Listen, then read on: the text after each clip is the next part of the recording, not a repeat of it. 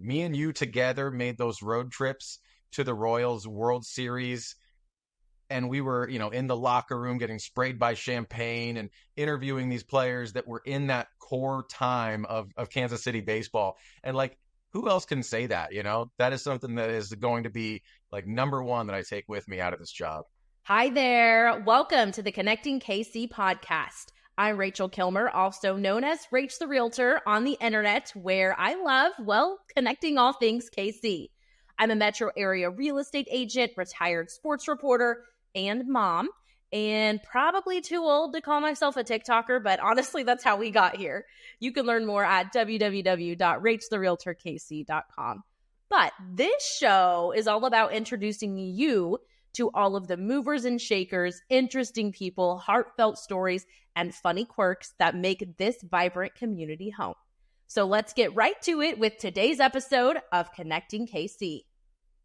Welcome into today's episode of Connecting Kansas City, which is one that I am very excited about. Shane Ewing is joining us today from Wichita, where he is known for his work on Cake News for nearly a decade. You must be pretty old, Shane, if you've been on Cake for nearly a decade. Now he's entering the financial field as an advisor for Edward Jones. He graduated magna cum laude from Temple University in Philadelphia, and his pursuit of broadcasting the news led him to Montana, where he reported news and sports in Butte, Bozeman, and Missoula. He then joined the Cake News team in 2011 as a sports reporter and served as sports director for 3 years. He has covered Wichita State, KU basketball in the Final Four, K-State football's ascent to becoming the top-ranked team in the country, and trapped the Royals in back-to-back World Series. And during some of that time, he also was my boss. Shane was honored with the Best Sportscast Award from the Kansas Association of Broadcasters in 2014 and 15 before transitioning to the news desk in the mornings. Shane most enjoys exploring local restaurants in Wichita and probably in KC as well with his family. He watches too many movies and takes too many pictures of his 3 kids and beautiful wife, Liz. You may be able to find him on the golf course where his passion for the sport outweighs his ability. Shane, welcome to the Connecting Kansas City podcast. Thank you, Rachel. Oh my goodness. Amazing right there, hearing all those things. It's like, wow, I did do that. But when you said I was your boss, that's number one highlight right there. So happy to be here. So flashback to when I interviewed for my job at Cake, I told our former boss that I happened to be in town for the weekend. I just happened to be in Wichita. I was not in Wichita. I drove to Wichita specifically to get in the office and meet with him because I wanted this job so bad. And I thought it was just going to be like a 15-minute thing because I literally was like, hey, I'm going to be out in 15 minutes. Just wait in the parking lot. Like 2 hours later, I'm in this office with this man for 2 hours, this unplanned interview, talking. He's like, you walk by and you're like frantic and like, he's like, Shane, come here. And so he's like, here, take Rachel upstairs and show her the sports office. So I'm like, okay, this supposed to be a 15-minute thing turns into this huge saga. I go upstairs with you to see the sports office. And you are frantic because you had just gotten your tux or like you were getting married like the next day, all in the middle of this. Do you remember that? I do, yeah. And somehow in the craziness of TV, that seems like a normal day somehow. Yeah, totally was. So then and also at this time, I am 21 and took this job for I don't even know how much an hour. Pennies, because I wanted it so bad. It's like, that's, I think, what people don't know about the like local news industry is like the secret is that most of us are just doing it because we love it. It's like more about a passion than anything. I mean, of course you have to like pay the bills kind of, but yeah, no, you do. You get paid through experiences, right? Right. Yeah. That's what I always joke with people is like, well, I got paid in experiences and then the rest was like kind of just for fun. But you started in Montana, which probably some of the smaller markets in the country. I started in North Platte, Nebraska, which is similar. What do you have like, what's your like biggest standout story from like, wow, I really am at this like country little TV station trying to cover. I absolutely loved it. First of all, like I came there from the big city. So I was in Philadelphia going to Temple University. I was like, I'm going to take my first job in Montana just to see what's out there.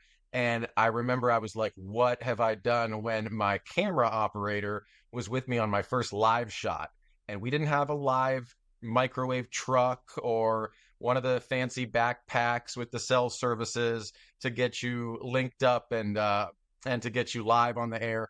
We had a literally like a bowl, a huge bowl that was attached to my camera photographer, and he had to orient himself toward the mountain up there to so his this like rod on this bowl that was strapped to this man would connect to the satellite or the basically like the tower up there, and then that was the way they got my picture on the air. And I'm like, wow, this is like started from the bottom, now we're here, right?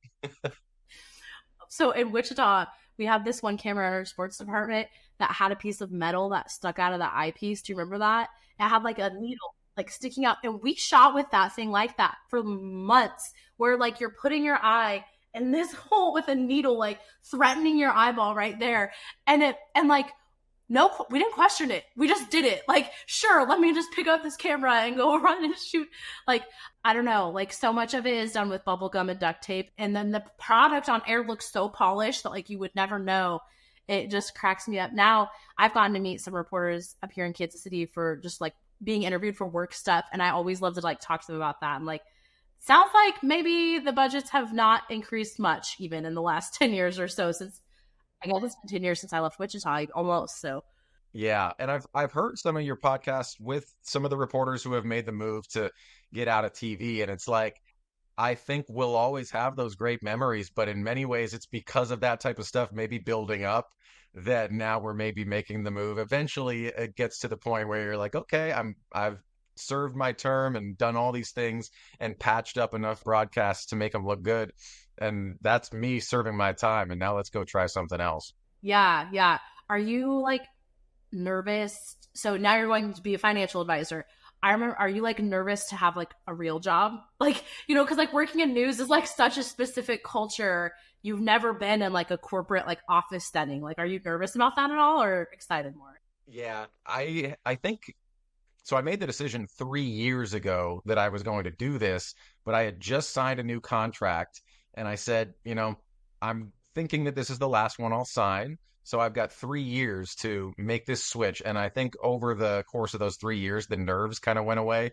And now that I'm literally like a week away, now it's just complete excitement. But yeah, for a while there, it's like, how am I going to do a job where I'm actually looking at a person instead of looking into a camera lens or something? Because a lot of people think, oh, you can talk to people all day long and you're great at talking to public audiences and things. It's like, well, honestly, I'm in a studio with robots all day long. So I'm probably more isolated than most people. So some of those things are the nerve wracking incidents that I had to kind of put in the back seat before I got excited. But now I'm just ready to sit with people and connect, and that's what I think I was missing, is because of that isolation I felt in the studio. I just felt disconnected to people, which is ironic because yeah, you're on television and people wouldn't think that.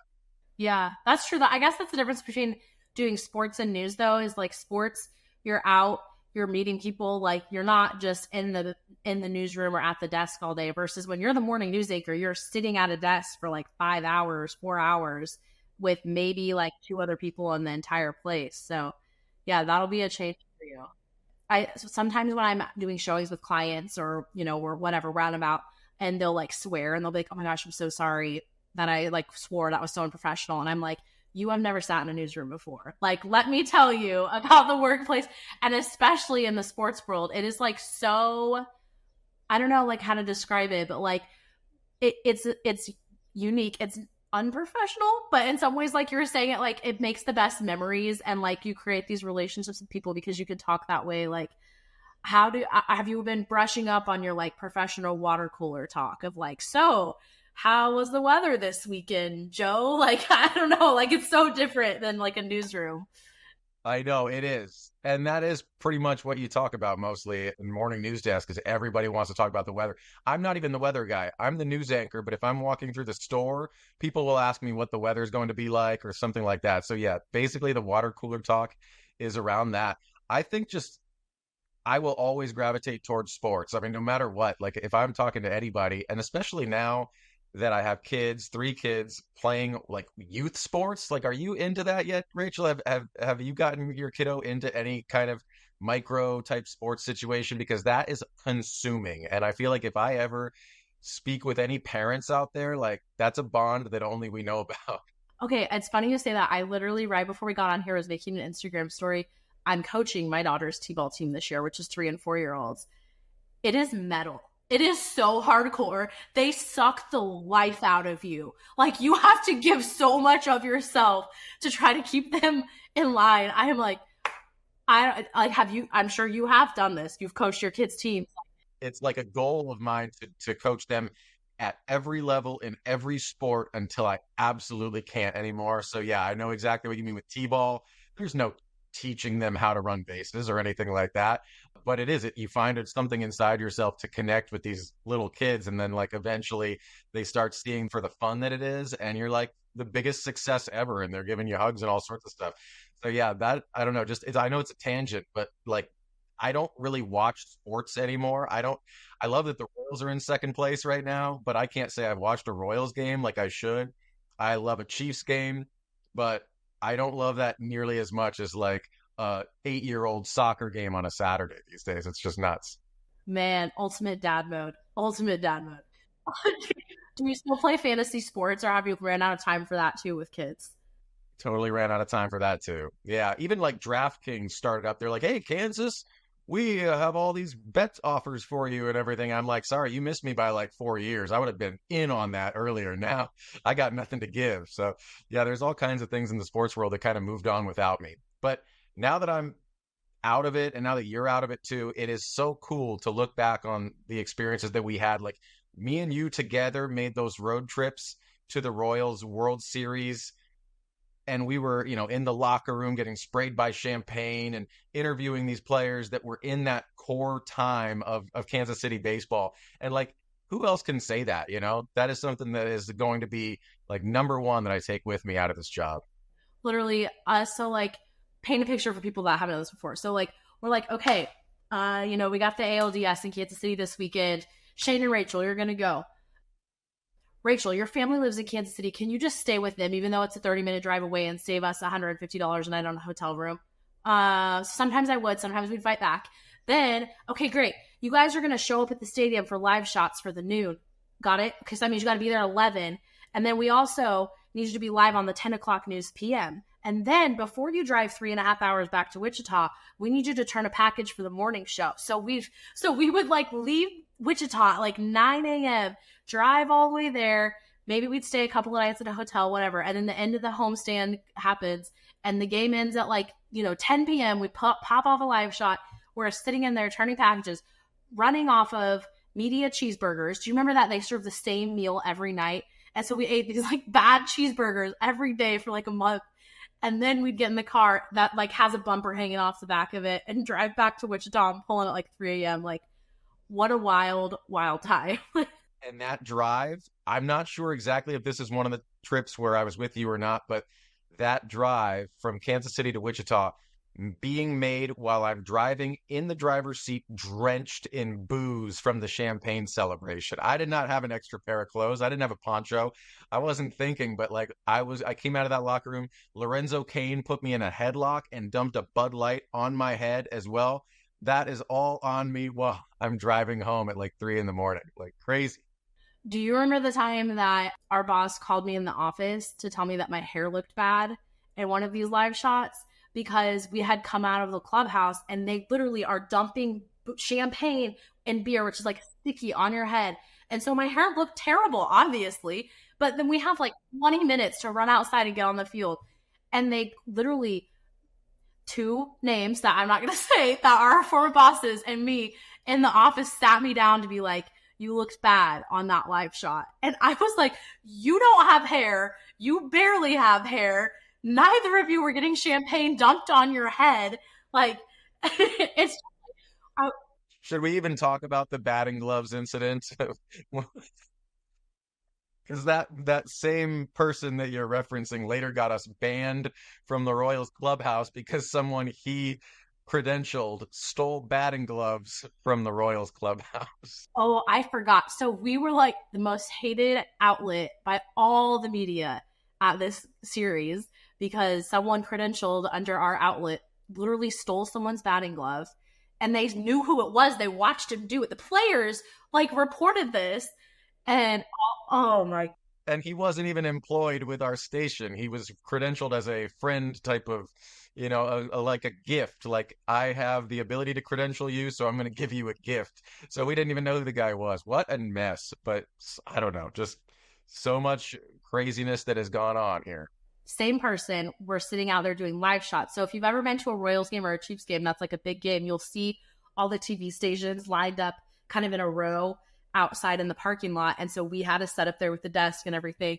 And that boss had brought a cooler of beer to like sit and just enjoy while we're doing the live shot. And this other person that was not 21 was sitting there drinking beers during our live shots, like in the parking lot in media row, like just the most ridiculous like hijinks ever. And honestly, it wasn't us. Like we were behaving ourselves. We followed the rules. So Yeah, yeah. But you know what? Through all that though, like we were always a successful team. I feel like you're somebody who kind of like I look at myself, no matter what position we put ourselves in, we're going to get the job done. We're going to figure it out. And I feel like we always did that. And like, look at what you've done too since leaving TV. I don't know exactly what went into that decision. I mean, I imagine that you always, you truly had a passion and deep love for Kansas City. And I'm so glad that you went back there to take the leap of faith. But like, I knew that you'd be great at it. And I feel like I look at myself in the mirror and we've been there, we've been through those things. So I feel like moving into this new chapter, I'll be great at what I'm doing too. So I saw that in you a long time ago, and I'm just happy you're doing what you're doing because it's amazing success that you've had. well, thank you. I always am telling people hire journalists, like hire newsies, especially TV, because TV journalists are required to do so much and so many different skill sets. You have to be able to process information on the fly, be a really clear communicator, be really confident, be able to negotiate angry people. So I definitely think coming from a TV background sets you up for success in a lot of different fields. But I noticed when I was kind of interviewing for jobs before I decided to go into real estate that people don't know that. Like if they've never been around the TV world, they don't know like what they're missing out on by not hiring former reporters, in my opinion. Oh, wow. Yeah, and that's something that's not easily pinpointed because I feel like people always feel like there's that barrier between them and somebody who's on TV, like they're not real or something maybe, or like they'll never actually be in the position to evaluate that person for much. But because when that lens is gone, when the camera is gone, and you're not speaking in between a medium, and you're actually face to face with people, like that's when they can actually see what you can do. So again, that's where I'm at right now. I just want to be face to face with people and get that camera out of there. And you know, this is as good as I can get with you right now. We have our little Zoom call here and everything, but like any day of the week, I just want to sit down with people and talk. And like we're gonna be at Great Wolf Lodge in 1 week, so I do expect to make a trip through your neighborhood. That's for sure. Okay, we'll talk about that offline for sure. So your role as a financial advisor. So it's like tell me about that. What are you doing? And like do you target like are you targeting a certain kind of person? Like this is the kind of person because I know in real estate we'll have like this is my like kind of person that I specialize in and try to help. Do you have that or are you kind of going into it like blank canvas and kind of see what I'm drawn to once I get started? Yeah, I mean, I think just really quality people. There's a lot, money makes people do strange things and it can make them do, weird things, maybe even evil things. So there's all these types of things where you go into it and you have to evaluate the character of this, prospect as they're called. Like you don't know if this is a working relationship or not. So yeah, it is. It's like sitting down and talking like, would I be friends with this person or do I care about what they care about? Are they family people? I mean, I know that in my mind, my passion is to start with young families and get those 529 plans going so they can not be caught by surprise for educational costs, for, any college savings is probably like what I would say first. But I don't know, other savings plans to get your kid a car or anything like that. Like I get to sit with these people at the worst times, maybe through a divorce or a death or something, and try to figure out the next step. And I also get to sit with them at the best times during pregnancies or graduations or, things like that to where you get to start planning those next processes and those next steps that are actually going to lead people to like the most monumental points of their life. So I just want them to be good people that I can root for along the way. If I can't root for them, if I just feel like, you're just here to use me for my knowledge of, Coverdell ESA or something, like I'm not in it for that. I'm in it for, relationships. And like, what a great industry, because honestly, like people think, okay, it's all about math and numbers and being savvy and everything. And that's great to be financially savvy, but it's about people and relationships and, sign me up. Yeah, I imagine it's a lot of the same for you when you want to, get people into a house. Yeah, it is. Like real estate, I always tell people it's not always about bottom line. Like it's not always about making the most money when you sell your house. For some people, it's about like the ease of the transaction. For some people, it's about the speed, it's about how secure the deal is. So it's not always about money. You have to really like understand people and what they actually want so that you can help finagle the whatever it is to make sure it like actually suits their real needs and not just what it looks like at face value, if that makes sense. Yeah. And like we're both dealing with fluctuating markets too. So the job is never going to be the same. So, the stock market might be down one day, nobody wants to invest. Then all of a sudden it's flying up and everybody wants to throw their money in, but then it's too late. And then you're buying at the top and then you don't want to sell low. Same with you. I imagine just like in fluctuating markets, your job can never really be the same. And that type of repetitiveness doesn't ever really come into play. Right. Yeah. It's just like meeting people where they are as things change too. Like one of my pet peeves is when people are like posting online and are like, now is the best time ever to buy. Here's why. And like making blanket statements like that, because I'm like, there's nothing that is true across the board for everyone. Like it is really specific to each person and their like life circumstance, their financial circumstances, where interest rates are, what the inventory is doing in their neighborhood, and so on and so forth. So yeah, it's really about getting to know the people, which I know you're talking about getting face to face with people, but I think you're going to have to make some video content too. Like I think you're just going to have to be ready. You're going to have to become a YouTuber or a TikToker or something as well, because pulling from your TV skills is another thing that you have that like most of your competition won't. So that's going to be fun for you. I think I'm a bit of an old soul there. So there's a lot of things that I can learn from people like you who are out there just killing it on social media. And that's something that I've always kind of fought a little bit.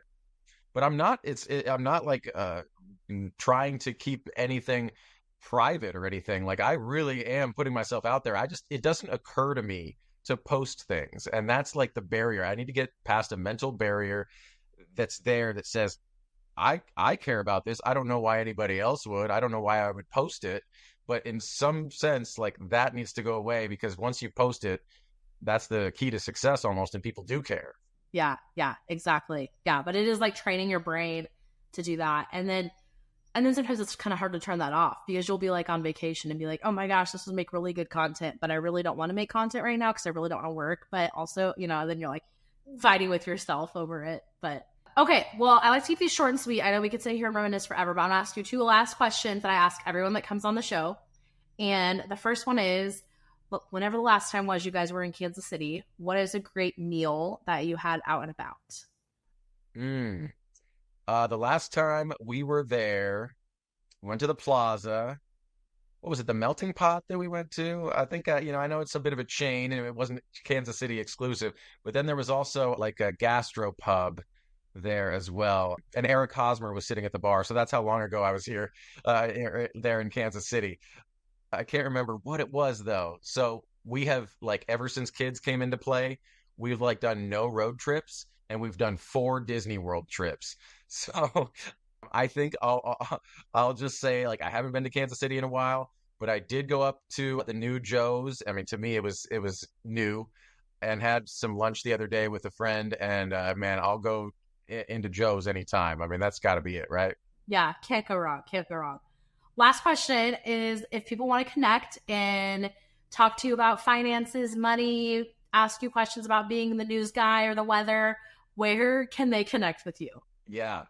Right now, I'd say it's like the best place to go is Facebook, because that's been my main place to post over the past, several years. But right now it's, it says Shane Ewing, TV personality, basically Shane Ewing Cake, which is the station I'm at. And then one day the switch is going to get flipped, and then I'm just going to edit it into Shane Ewing Financial Advisor or Shane Ewing Edward Jones, and then all these people who are following me will be like, oh, well, I guess I'm following an advisor now. So Shane Ewing is ShaneEwing. Just find me on there, and yeah, you can always reach out. You'll be amazed at how many stay with you and follow you and figure it out. I still once or twice a year will get a text from a certain viewer in Wichita that is asking for me to mail him autographed photos. So believe it or not, 10 years later, our friend is still at it. So they'll stay with you. All right, Shane. Well, thank you so much for coming on the pod today. So fun to catch up, and I'll see you at Great Wolf Lodge soon, it sounds like. Yes. That sounds like so much fun. All right, we're gonna be down that big green slide that goes around in circles. All right, well, that's the main one we're going to. So, thanks so much, Rachel, for the time. So proud of you for doing what you're doing. Guys, thanks for listening. We'll see you next time. Bye.